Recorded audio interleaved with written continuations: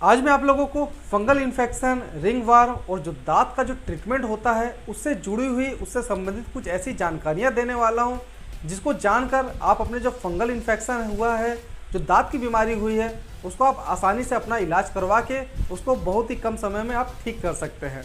तो यह वीडियो आप लोगों के लिए बहुत ही लाभदायक होने वाला है। अगर आपके पास समय है तो ही आप इस वीडियो को देखें, इस वीडियो को आप लास्ट तक देखें, जिससे आपको फंगल इन्फेक्शन की जो ट्रीटमेंट है उसमें होने वाली कुछ गलतियां, कुछ ऐसी जानकारियां, कुछ ऐसी टिप्स के बारे में पता चलेगा जिसको अपनाकर आप अपने फंगल इन्फेक्शन का इलाज करके इसको जड़ से ख़त्म कर सकते हैं। हेलो नमस्कार, मैं आशीष आपका स्वागत करता हूं आपके अपने यूट्यूब चैनल हेल्थ फ्लक्स में। जैसे कि आप जानते हैं कि चैनल एक स्वास्थ्य संबंधित चैनल है।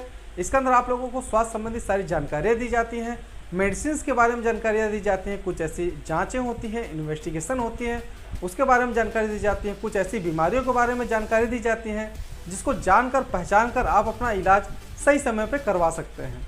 तो जो भी लोग मेरे चैनल पर अभी नए हैं, मेरा उनसे रिक्वेस्ट है कि मेरे चैनल को सब्सक्राइब करके बेल आइकन दबा के ऑल पे क्लिक करना ना भूलें, जिससे मेरी आने वाली जो नई वीडियो है उसका जो लिंक है, उसके जो नोटिफिकेशन है, सबसे पहले आप लोग तक आसानी से पहुँच सकते हैं।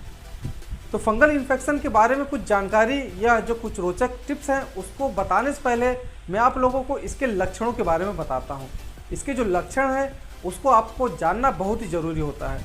कभी कभी क्या होता है कि जो आपका फंगल इन्फेक्शन हुआ है, जो आपको दांत की बीमारी हुई है, उससे मिलता जुलता जो लक्षण होता है ये किसी और स्किन बीमारी में भी होता है।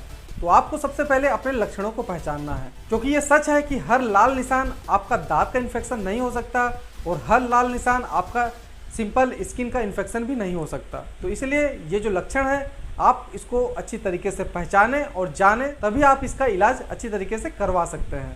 दांत के इन्फेक्शन में कुछ ऐसे लक्षण जैसे कि जहाँ पे नमी बहुत ज़्यादा रहती है उस जगह पे इरिटेशन होता है, खुजली होती है, लाल रंग के निशान दिखाई देते हैं।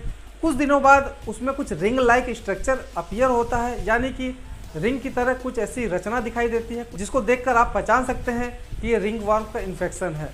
उस रिंग के चारों तरफ बॉर्डर की तरफ आप देखेंगे तो आपको छोटे छोटे लाल रंग के दाने, पीले रंग के दाने या कभी कभी सफ़ेद रंग के दाने भी दिखाई देंगे। जैसे कि आप इस फिगर में देख रहे हैं, इस प्रकार का अगर आपके स्किन पे कुछ इन्फेक्शन दिखाई देता है, कुछ ऐसा स्ट्रक्चर दिखाई देता है, तो आपको समझ जाना चाहिए कि आपको रिंग वर्म फंगल का इन्फेक्शन हो रहा है। इन लक्षणों को पहचानने के लिए इसलिए कहा जा रहा है क्योंकि कभी कभी जब फंगल का इन्फेक्शन स्टार्ट होता है, आपको खुजली चालू होती है, आपके स्किन पे लाल रंग का निशान दिखाई देता है, तो आप क्या करते हैं, अपने परिवार वालों की सलाह पर, अपने दोस्तों की सलाह पर, अपने रिश्तेदारों की सलाह पर आप उसका इलाज करवाने के लिए मेडिकल शॉप पे जाते हैं, केमिस्ट शॉप पे जाते हैं और कुछ इस प्रकार का आप लक्षण बताते हैं।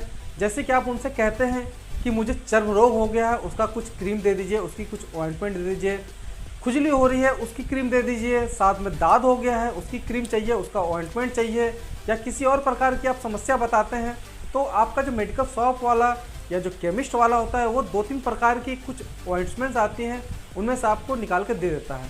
आप गलती यहीं पे करते हैं कि आपको जो वो क्रीम देता है, कुछ ऐसी क्रीम देता है जो आपके फंगल इन्फेक्शन को काफ़ी ज़्यादा नुकसान पहुंचा सकता है। इन क्रीम्स को, इन मेडिकेशन को आपको पहचानना बहुत ज़रूरी है। जो 3 प्रकार की आपको वो मेडिसिन देगा उनमें से कुछ स्टेरॉइड की क्रीम हो सकती है, कुछ ऐसे केमिकल होते हैं जो आपके स्किन को इरिटेट करते हैं, आपके स्किन को जला देते हैं, और कुछ होम रेमेडीज़ वाली कुछ क्रीम्स आती हैं वो आपको देते हैं, आपको प्रिस्क्राइब करते हैं, क्योंकि वह नॉन प्रिस्क्रिप्शन ड्रग्स होती है, आप मेडिकल स्टोर से उसको ले सकते हैं। तो इन प्रकार की अगर आपको वो दवा देते हैं, इन सब प्रकार की क्रीम्स को आप अपने डायरेक्ट फंगल इन्फेक्शन पे अप्लाई करते हैं, तो कभी कभी क्या होगा, वो इस इन्फेक्शन को ट्रीट करने के अलावा उसको और ज़्यादा बढ़ा देता है और ऐसी कंडीशन आप लोगों के लिए खतरनाक साबित हो सकती है, आपके स्किन को वो ख़राब कर सकता है। इनमें से सबसे ज़्यादा बिकने वाली जो ट्यूब्स होती हैं, जो क्रीम्स होती हैं, वो स्टेरॉइड की क्रीम्स होती हैं। ये मिक्स्ड भी हो सकती हैं, उसके अंदर आपका एंटीबैक्टीरियल एजेंट भी मिला हो सकता है, एंटी फंगल एजेंट भी मिला हो सकता है। साथ में जो सबसे ज़्यादा नुकसान करती है वो होती है स्टेरॉइड की क्रीम। ये आपके फंगल इन्फेक्शन को नुकसान पहुंचा सकती है, उसको और ज़्यादा बढ़ा सकती है। अब आप कैसे पहचानेंगे कि जो आप ट्यूब ले रहे हैं, जो क्रीम ले रहे हैं, उसके अंदर स्टेरॉइड मिला है कि नहीं? इसको पहचानने के लिए मैं आपको 3 तरीके बताता हूँ। सबसे पहले तरीका ये होता है कि जो भी स्टेरॉइड की क्रीम होती है उसके नाम के आगे या उसके नाम के पीछे डर्म लिखा रहता है। जो भी क्रीम डर्म से स्टार्ट होगी या डर्म से ख़त्म होगी, आपको समझ जाना चाहिए कि उसके अंदर स्टेरॉइड मिला हुआ है। कुछ ऐसी क्रीम्स आती हैं जिसके नाम के पीछे आपको जी लिखा होगा या जीएम लिखा होगा या एन लिखा होगा। इन तीनों प्रकार का अगर कुछ सिंबल आपको दिखाई देगा, कुछ नाम दिखाई देगा, तो भी आपको समझ जाना चाहिए कि इसके अंदर स्टेरॉइड मिला हुआ है। और लास्ट का जो तरीका होता है उसके अंदर आपको मैं कॉम्बिनेशन के बारे में बताऊंगा।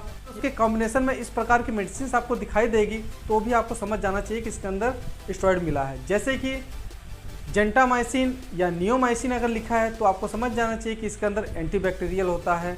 मिकानाजोल लिखा होता है, फ्लूकोनाजोल और आपको कीटाकेनाजोल लिखा अगर दिखाई देता है तो ये एंटी फंगल एजेंट होते हैं। इसके साथ साथ अगर आपको बेक्लोमेथासोन या बीटामेथासोन या आपको क्लोबेटासोल इस प्रकार के अगर आपको उसमें कॉम्बिनेशन दिखाई देती हैं तो आपको समझ जाना चाहिए कि इसके अंदर स्टेरॉइड मिला है। 3 तरीके होते हैं जिससे आप पहचान सकते हैं कि फंगल इन्फेक्शन के लिए जो आपने क्रीम ली है, जो ट्यूब या जो ऑइंटमेंट लिया है, उसके अंदर स्टेरॉइड मिला है। इसको आपको डायरेक्ट फंगल इन्फेक्शन पर इस्तेमाल नहीं करना चाहिए। ऐसा मैं इसलिए कह रहा हूँ, ये जो स्टेरॉइड होते हैं ये इम्यूनो सप्रेसर का काम करते हैं।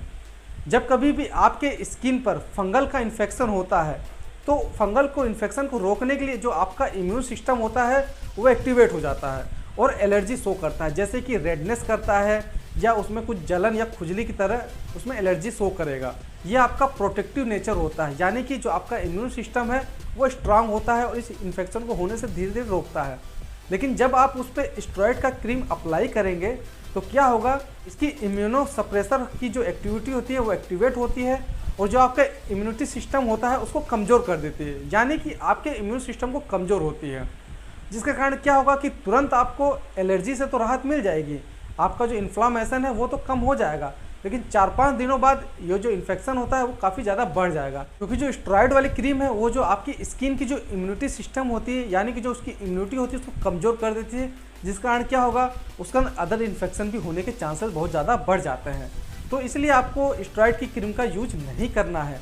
आपकी जो सिंगल यूज की जो क्रीम्स आती हैं, जैसा डॉक्टर आपको प्रिस्क्राइब करता है, क्लोट्रिमाजोल की क्रीम प्रोवाइड करेगा, कीटाकेनाजोल, फ्लूकोनाजोल, लोलिकोनाजोल, ये जो सिंगल क्रीम्स होती हैं उसका इस्तेमाल आपको करना है। साथ साथ डॉक्टर आपको कुछ ऐसे टैबलेट्स भी देगा जिसके अंदर इट्राकेनाजोल, फ्लूकोनाजोल, टर्बिनाफाइन होती है, उसका आपको डॉक्टर प्रिस्क्राइब करेगा। उसका इस्तेमाल करके आप अपने फंगल इन्फेक्शन को ठीक कर सकते हैं। इसके अलावा जब केमिस्ट वाला आपको जो दूसरी मेडिसिन देता है जिसके अंदर कुछ केमिकल मिले होते हैं, जिसके अंदर सैलिसिलिक एसिड, बेंजोइक एसिड मिला होता है, वह क्या करता है कि वह आपके स्किन को जला देता है, आपके स्किन को वो पील ऑफ कर देता है, जिसके कारण क्या होगा कि आपका घाव, आपकी जो स्किन है वो जल जाएगी और आपको काफ़ी ज़्यादा प्रॉब्लम फेस करना पड़ सकता है। फंगल इन्फेक्शन होता है ये आपके नाजुक स्थानों में होता है, जैसे कि आपके बगल में हो गया, आपकी गर्दन के पीछे होता है और जो आपके प्यूबिक रीजन होता है, आपकी जांघों के बीच में ये इन्फेक्शन होता है। अगर आप वहाँ पे इस केमिकल का इस्तेमाल करते हैं तो आपका स्किन जल जाएगा और वो काफ़ी कड़ा हो जाता है और आपको काफ़ी ज़्यादा तकलीफ हो सकती है, आपको काफ़ी ज़्यादा प्रॉब्लम हो सकती है। तो इसलिए आपको इन क्रीम्स का भी इस्तेमाल नहीं करना है। कुछ ऐसे लोशंस आते हैं जिसके अंदर सैलिसिलिक एसिड, बेंजोइक एसिड मिला होता है, इसका भी इस्तेमाल आपको नहीं करना होता है, क्योंकि इसके अंदर एंटी फंगल एजेंट नहीं होता है। जो भी एजेंट होते हैं वो केमिकल होते हैं जो आपकी स्किन को जला देते हैं। ये एक प्रकार से घरेलू विधि के तौर पे तो काम करता है, लेकिन लॉन्ग टर्म में आपको काफ़ी ज़्यादा नुकसान पहुंचा सकता है। तो दोस्तों, मेरा ये जो आज का टॉपिक था इसका बताने का ये उद्देश्य था कि आपको अगर फंगल इन्फेक्शन होता है, दांत का इन्फेक्शन होता है, तो आपको डायरेक्ट जाके केमिकल शॉप से मेडिसिन नहीं लेनी है। आप अपने डॉक्टर के पास जाइए, आप अपने डर्मेटोलॉजिस्ट के पास जाइए। वहाँ पे जाएंगे तो वो उस लक्षण को देख के आपको सही कॉम्बिनेशन या कोई सिंगल कॉम्बिनेशन वाली ट्यूब्स देगा, कुछ ऐसी मेडिसिन देगा, एंटी फंगल एजेंट वाली मेडिसिन देगा। इसके इस्तेमाल करने के बाद जो आपका ये फंगल इन्फेक्शन है वो 1-2 महीने में आसानी से ठीक हो सकता है। लेकिन अगर आप गलती करके डायरेक्ट केमिकल शॉप से जाके कुछ इस प्रकार के स्टेरॉइड या कुछ ऐसे केमिकल वाली क्रीम्स लेते हैं तो इसके साथ साथ आपका जो ट्रीटमेंट का जो समय है वो काफ़ी लंबा हो जाएगा और आपके जो काफ़ी पैसे हैं वो भी खर्च हो जाएंगे। तो दोस्तों, ये जो मेरा आज का वीडियो था जिसमें मैंने आप लोगों को फंगल इन्फेक्शन के जो ट्रीटमेंट में सावधानियों के बारे में बताया है, अगर ये आप लोगों को ज़रा भी अच्छा लगता है, ज़रा भी आपको फ़ायदेमंद लगता है, जिससे आप अपने फंगल इन्फेक्शन का ट्रीटमेंट अच्छी तरीके से करवा सकते हैं, तो मेरे इस वीडियो को ज़्यादा से ज़्यादा लाइक करें, ज़्यादा से ज़्यादा शेयर करें, जिससे आपके रिश्तेदारों में, आपके जानने वालों में भी जो ये गलतियां करते हैं वो गलतियां दोबारा दोहरा ना पाएँ और अपने फंगल इन्फेक्शन का इलाज अच्छी तरीके से करवा पाएँ। तो मिलते हैं अगले वीडियो में, अगले टॉपिक में। तब तक के लिए रहो हेल्दी, जियो हेल्दी। जय हिंद।